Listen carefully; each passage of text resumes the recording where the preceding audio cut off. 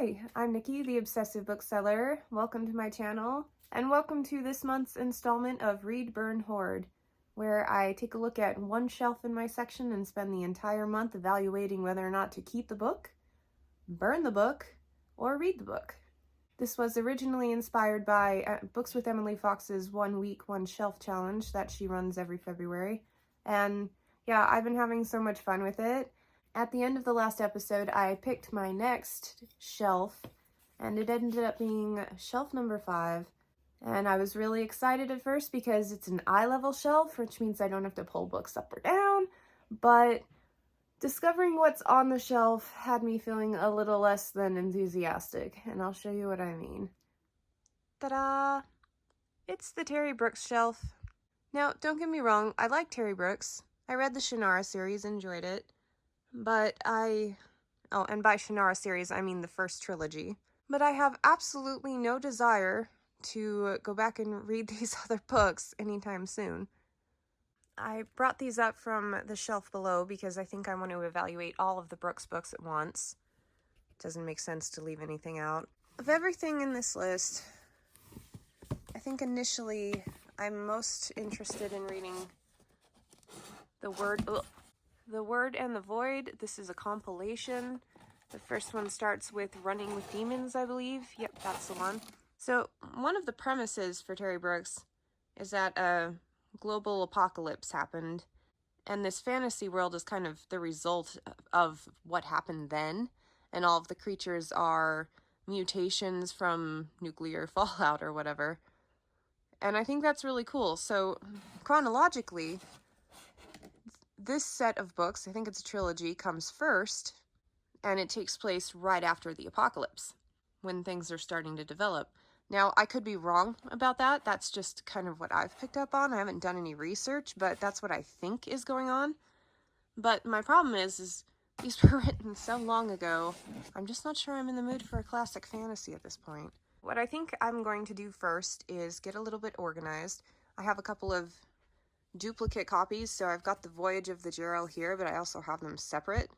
I don't think I really want to hang on to both, but I need to think about it. And then I need to see what books I'm missing, see if I want to invest in filling in the gaps between them, and then decide if I'm actually going to read anything from this section this month. Stay tuned. I've been avoiding thinking too critically about my collection of Terry Brooks books for a while, because he's one of those authors where I'd like to have read him, but don't actually feel the drive to read him. And as a collector, I've spent a lot of time curating this collection and finding some really nice copies of things, but do I really need multiple copies of the same book for a series that I'm not fired up to read? No, I don't. And incidentally, at the end of filming the last episode of Read, Burn, Hoard, when I picked the shelf, I immediately put Running with Demons on a hold at the library, audio copy, because, it's a pretty simple lineup. I didn't have to do any evaluation. It's all Terry Brooks, so where was I thinking of starting? Running with Demons, so I thought I'd get a head start on, consuming the content. And I listened to the first little bit, the prologue, and about halfway into the first chapter, and realized I am not in the mood for this right now. I am not in a mindset where I'm ready to start this epic, expansive journey with Terry Brooks. I don't want the unfinishedness of the series hanging over my head, and I'm just not in the mood to read him. That's a warning sign for me. When I come into a shelf already dreading it, pick up a book dreading it, that means I probably need to downsize a little bit. Do not need all of these copies. So here's what I'm thinking. I'm thinking this month is going to be more of a burn and hoard, and then maybe I'll pick another shelf and focus on that for my read. And so you'll get 2 months in a row with 2 shelves that I've focused on, because I really just don't want to start a Terry Brooks book. It's my project. I can do what I want. Anyway, first thing I thought I'd do is look up the chronological order of the series and figure out what I have here and what I'm missing. According to this list, the Shannara trilogy is first, duh. And then next will be The Heritage of Shannara, which, if I'm not mistaken, is the set of books that the show was based on. There was a show, it's on Netflix. I didn't realize it had been canceled, but I watched both seasons and I liked it okay, even though they kind of like WB'd it up quite a bit. But the world building was cool. But I spent the whole time reading it thinking it was an adaptation of the first 3 books, and was really, really confused because I couldn't remember the names of characters or places or events. Yeah, that's because it's from a series I haven't read yet. Anyway, so this is next. I still have it in the wrapping, and so I'm definitely keeping this one as a collector. I really like the edition. I think it's beautiful on the shelves, and if I ever do get back to reading Terry Brooks, I'll start with this one. So I'm going to put it back on the shelf. And by the way, the list I'm looking at is basically publication. I don't care about chronological at the moment. Okay, next one on the list, Word on the Void. Mentioned this one already, what I think it is. I like this edition enough. It's a very solid hardcover. And if I do decide to be a completionist with Terry Brooks, I would eventually like to read this series. It's just not in the cards right now. So keeping this one. Next is The High Druid of Shannara, also a nice copy that I plan on hanging on to, so we'll keep that one. And by the way, I'm fully aware that the author pronounces it Shannara, but it's always been Shannara for me, and I really hate it when authors are pompous enough to be like, you're saying it wrong and it offends me. Like, if you want it to be phonetic, spell it phonetically. So I'm gonna go put my Shannara books on the shelf. Okay, next up is the Genesis series, which evidently consists of these 3 titles. So why this one looks different than the other ones on the spine is kind of obnoxious. Is that right? So we've got the Genesis of Shannara, Elves of Sintra, and the Gypsies Morph. That comes next. Oh, whoops.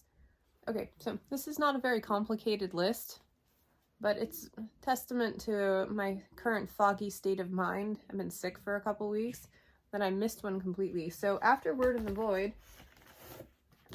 I should have picked up this one as being written next. Voyage of the Gerald of Shannara. When I did a live show with the Bookish Chaz, he mentioned that this one was one of the sets of Brooks books that he really liked because of the like flying ship components and elements, and I think it sounds kind of fun as well. But so we're definitely hanging on to this really nice copy. And of all the ones in here, I'm most interested in reading this one. Anyway, I'm gonna put this on the shelf, and then I'm definitely keeping the Genesis books because I don't know if I mentioned this, but of all the aspects of Terry Brooks I'm most interested in at the moment, the origins are what are kind of compelling me. So, putting these up. Next is the Legends of Shannara, Bearers of the Black Staff, Book 1, and The Measure of Magic, Book 2. I actually thought this was a trilogy and I was missing a couple, so good to know I have them both. So next time I get up, I'm going to put those back over there. Okay, now we're into the territory where I stopped buying books because I realized I wasn't reading them. So Terry Brooks, 2012, has The Dark Legacy of Shannara. It's a trilogy.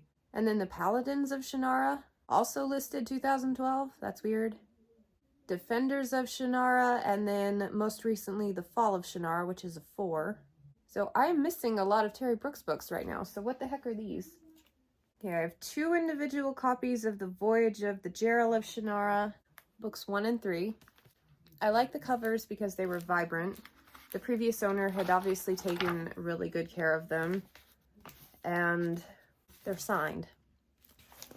So I've got 2 signed Terry Brooks books that they are additional copies, and I don't think I paid too terribly much for them. Oh, this one is not signed. So great. It's just a nice copy, so maybe I can let that one go without feeling too much remorse. Do I care that I have a signed Terry Brooks book? Do I care enough to keep it on my shelf even though it's a duplicate for a series that I'm not actively reading? I'm gonna have to think about that. I think the only reason I bought the first one is because I'm like, if I'm gonna have a hardcover of the third one, I should complete the set, but I think I'm gonna burn this one. Oh wow. When I set it up there, I noticed the naked hardcover had some artwork on it. That's cool.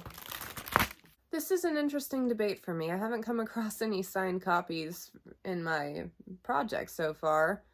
And part of me says, you're not even reading the series. There's someone out there who would love to have a signed copy of a Terry Brooks book. Another part of me says, if you eventually do get to this set and you absolutely love this book, you're going to be very angry you donated or sold one that was signed.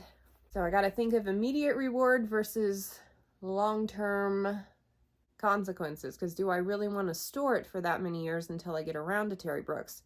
Because as we have decided, I am not interested in picking up his books at all right now, so I'm going to be hanging on to it for a while. I'm going to put that one on the bubble. Oh, I also have book 2. Good God. Not signed. See, this is why I didn't realize that I had book 2. Because look at the different formats of all of these. The middle book does not match the other 2. That's maddening. Okay. I think these are cool, but I like my compilation hardcover much better. So I think I'm going to let these ones go. Signed copy, I think I'm going to put it in the let go pile. Look at selling it and see if I miss it. See if it really bothers me to have a signed copy of Terry Brooks in a sell pile. I struggle with letting things go that I know are valuable to other people, but lately I've been trying to be really in tune with what's valuable to me. Just because someone else would love to have that does not mean I should keep it.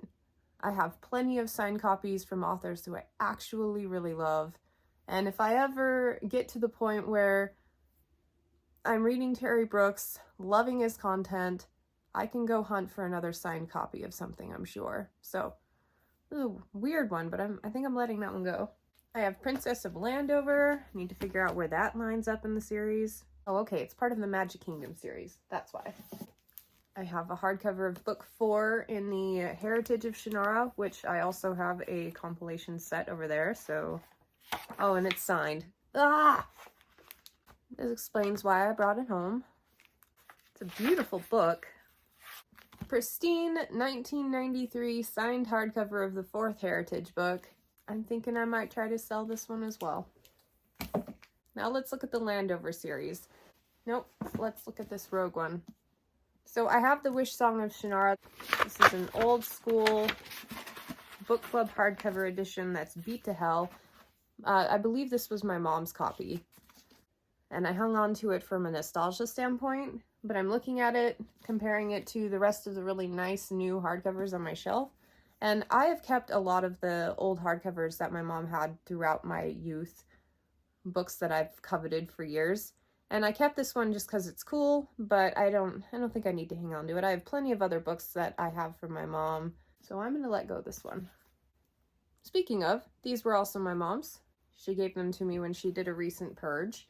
So, the Magic Kingdom series, I've heard from a couple different sources that if you are kind of bored with the Shannara stuff, try Magic Kingdom. It's really good. They're shorter, they're more engaging, and so I think I'm going to hang on to these ones for the time being. I have a paperback for the Black Unicorn because I liked the cover when I was a kid, but I don't think I need a paperback because I have a hardcover. I didn't even realize I had 2. But by order,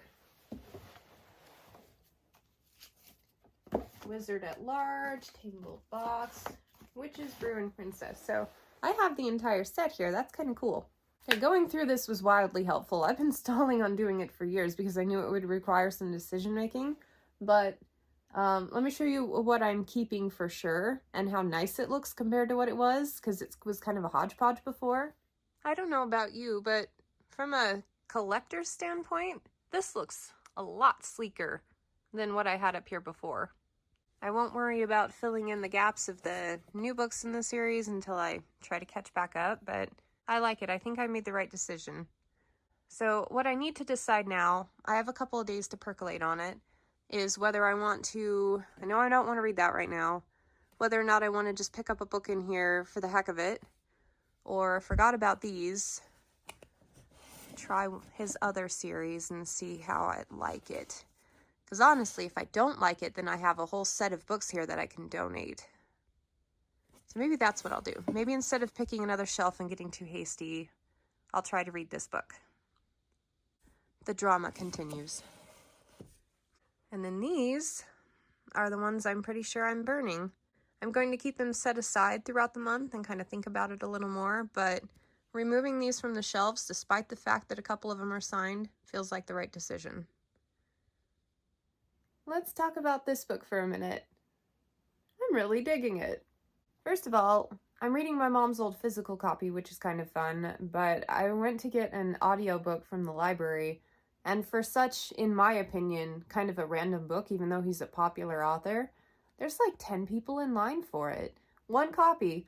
And so if I don't want to spend an Audible credit on it, I'm going to be waiting like several months to get a hold of it. So I thought, okay, well, there goes that plan. So I'm picking it up physically and getting as far as I can get before this video is supposed to go live. And yeah, just give you updates as I go. I am really liking it. It's dated a little bit. There are quite a few tropes in it. But see, if a trope is done well, I don't even really recognize it as a trope or have it bother me. I more recognize it because I'm producing content and that kind of stuff just naturally comes to the forefront of my mind when I'm trying to convey to others, like, whether or not they'll like it. Did that make any sense? But anyway, I am not usually a huge fan of like the type of portal fantasy feeling that I'm getting from this, where it starts out in our world, kind of explains the problems of the person in our world and why they would want to travel somewhere else. But in this case, it's being done very well, and I'm really enjoying it. It's kind of giving me like House on the Cerulean Sea vibes. That book has a very regimented person who's kind of pulled out of his like typical job description to go to this school for gifted kids or whatever. But I really love the process of seeing the acknowledgement that something is about to change and change for possibly the better, the hope of that kind of getting sparked in this character, and really enjoying the idea. I also typically don't like bizarre things in books. So we've got a dog with a quill writing in a book here on the cover, and yeah, that kind of stuff, that kind of ridiculous stuff doesn't really work for me. But something about my mood right now, the book is working. I'm only 3 chapters in, maybe 10%. Hopefully I will continue having good things to say about it. One thing I didn't know, the main character in here is a lawyer, and he seemed to kind of really know his stuff, like the vernacular, the way he talked about it, kind of lined up. And at the back of the book, it said that Terry Brooks has a graduate degree in law and was a practicing attorney for many years before becoming an author. Like, that's really cool. I love it when authors have the kind of deep knowledge that they bring to their books, and so you can tell that he's got a personal connection to this character, much more so than anything I've read so far in Shannara. So yeah, things are lining up. Read Burn Hoard is amazing sometimes, because I don't think I would have picked this one up for several years to come, so yeah. Glad I didn't get too cranky and just decided to skip the shelf. Hey, Nikki here with a Read Burn Hoard update. So I just finished Magic Kingdom for Sale, Zold. The first 50 pages or so had me really intrigued. Basically what the book came down to for me was whether or not actually getting to Landover and exploring this place was going to be worth the effort. The book did move along quite slowly at the beginning, but as long as we were going somewhere cool and fun, then it was going to be worth my while. I can't say as though I'm super impressed with basically anything about this book. It's a very typical classic fantasy. Other than the fact that Terry Brooks is a decent writer, nothing in here makes me want to write home about it. Now that being said, I generally lack patience for classic fantasy books, and if it hadn't been for Read Burn Hoard, I probably would not have continued reading this one beyond like maybe 50 pages into actually exploring Landover. I tend to prefer more modern fantasy. I need more of a complex plot to keep me engaged, or faster pacing with the writing. But with this one, it was your typical like fighting dragons, saving the damsel, and this guy trying to prove to everybody that he's going to be a good king for this land. So if you like classic fantasy, I bet you'll enjoy this one. If, like me, you prefer the more modern stuff, then it's just going to be like a meh. I will say, I thought it was going to be quite ridiculous based on the cover, but it actually wasn't. It had a very serious undertone, and it was not like, it didn't have any levity at all. The fact that there is a dog with a quill is explained pretty well, and I actually was quite entertained by that particular storyline. Anyway, there were a few like cringeworthy, like so cheesily done things in here, but overall, I enjoyed my time with it. I'm glad I got to explore it. Looking at the covers for the next books, I'm thinking maybe it'll develop into something a little more robust and interesting, because this was just kind of vanilla. So I think I will hang on to the series for now, and I might get back to it at some point, but it's definitely not a high priority. So with that done, I am solid on the books that I'm getting rid of. I'm definitely going to be letting go all of the ones that I pulled out. I am trying to set up a Pango account where I am going to try to sell some of the stuff. I am at peace with everything I'm letting go, and I'm really happy with everything that I'm keeping. So I was dreading this shelf to begin with, but it ended up being a huge success. So now it's time to pick another shelf. I have two other shelves that are just one author like the Terry Brooks one, and it's my Mercedes Lackey and my Anne McCaffrey. And I think if I end up picking one of those shelves, I'm going to put the thing back in and pick another one, because I need some variety this month. Okay. Picking a shelf. Okay, we have number 12. Yet another one that's eye level where I don't have to pull books down from the top shelves, so like major win. Thank you so much for joining me for this series, and I hope to catch you on the next episode. Bye.